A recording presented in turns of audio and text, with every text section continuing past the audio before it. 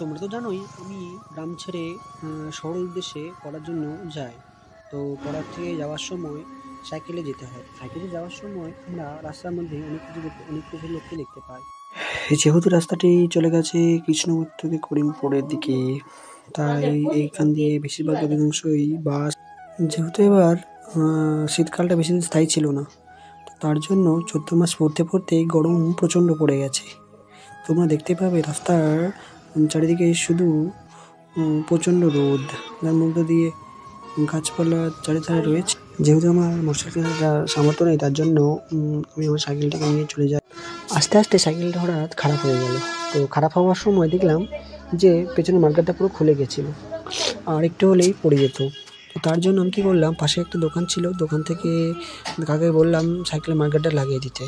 তারপর মার্কেটটা লাগিয়ে নিয়ে চলে গেলাম বাড়ির দিকে। এই দেখো আমার সাইকেলটা এই প্রথমে এরকম ছিল, তারপরে মার্কেটটাকে লাগিয়ে নিলাম।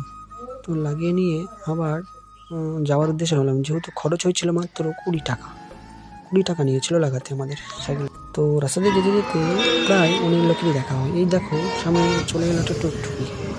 যেহেতু এটি একটা করিমপুর থেকে কৃষ্ণনগর রাস্তা, তার জন্য এখান দিয়ে প্রচুর এক্সপ্রেস গাড়ি।